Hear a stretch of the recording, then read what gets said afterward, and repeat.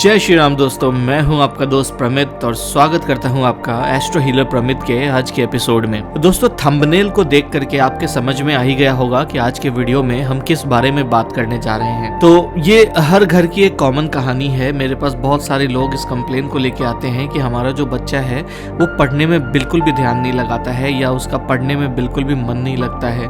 जब भी पढ़ाई की बात आती है तो वो खेल की तरफ भागता रहता है, या उसको पढ़ने बिठा भी दिया जाए तो बस 10 मिनट पढ़ता है, उसके बाद इधर उधर की चीज़ों में लग जाता है। तो ये एक बहुत ही कॉमन कहानी है जो हर घर की कहानी है, और हमेशा की तरह मैं केस स्टडी के बिना पे आपको बताने जा रहा हूँ कि मैंने किस तरीके से इसका ट्रीटमेंट किया या क्या परेशानियाँ हो सकती हैं। तो आज के वीडियो में मैं आपको सिम्टम भी बताऊँगा, कारण भी बताऊंगा और उपाय भी बताऊंगा। तो इस पूरे वीडियो को बहुत ही ध्यान से देखिएगा, और मैं जो रीज़न बताऊंगा या मैं जो सिम्टम बताऊंगा आप उसको मैच करके देखिएगा कि क्या कहीं आपके बच्चे में भी ऐसे ही सिम्टम्स या ऐसे ही रीजंस तो नहीं हैं। तो फिर चलिए शुरू करते हैं इस वीडियो को। दोस्तों, थोड़े दिनों पहले मेरे पास एक क्लाइंट आए। उनका कहना था कि उनका जो बच्चा है उसको जब भी हम पढ़ने के लिए कहते हैं तो वो पढ़ाई में ध्यान नहीं लगाता है।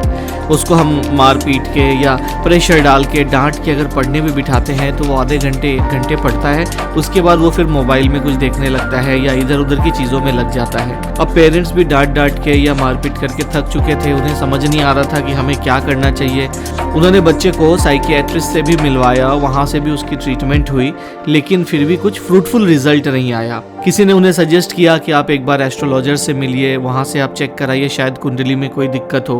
तो वो मेरे पास आए और मैंने जैसे ही बच्चे की कुंडली देखी तो मैं सारी परेशानी समझ गया। मैंने उनसे सामने से पूछा कि क्या आपका बच्चा कंसंट्रेशन लूज़ करता है, बहुत ही ज़्यादा विचलित रहता है, एक जगह स्थिर नहीं बैठ पाता, या फिर उसका कुछ आप बोलो तो उसको ध्यान नहीं रहता है, वो हमेशा पजल्ड रहता है, हमेशा कॉम्प्लेक्स थॉट्स में रहता है। तो उन्होंने कहा कि हाँ, बिल्कुल यही परेशानी है। तो दोस्तों, इसका जो कारण है, अब मैं आपको कारण बताता हूँ कि इसका जो कारण है वो है बच्चे का चंद्रमा। कुंडली में जो चंद्रमा है वो हमारे माइंड का लॉर्ड होता है। चंद्रमा जो है वो हमारे मन पे, हमारे माइंड पे रूल करता है। तो अगर आपकी कुंडली में, आपके बच्चे की कुंडली में चंद्रमा कहीं से भी एफ्लिक्टेड है, क्या आपके बच्चे की कुंडली में जो चंद्रमा है वो किसी निगेटिव घर में बैठे हैं, मतलब 6, 8, 12 में तो नहीं बैठे हैं, या चंद्रमा के साथ 6, 8, 12 का लॉर्ड तो नहीं बैठा है, या चंद्रमा राहु, केतु, शनि के साथ तो नहीं है, या फिर चंद्रमा नीच की अवस्था में तो नहीं है।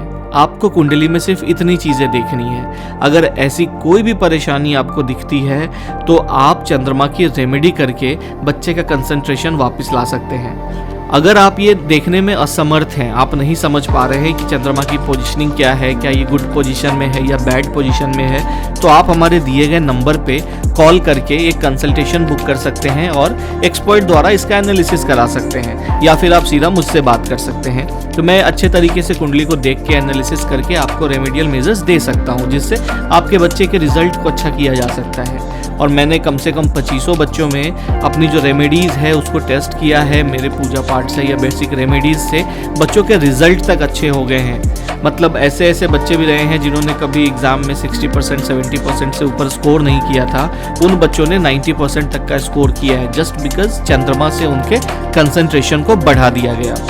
हाँ, यहाँ पे दूसरे और भी फैक्टर्स हैं, जुपिटर एंड मर्क्यूरी की पोजीशनिंग भी मैटर करती है, लेकिन उसकी बात हम अगले वीडियो में करेंगे। बट यहाँ पे जब मैं चंद्रमा की बात कर रहा हूँ तो चंद्रमा से भी 60 to 70% चीज़ों को एनहेंस किया जा सकता है।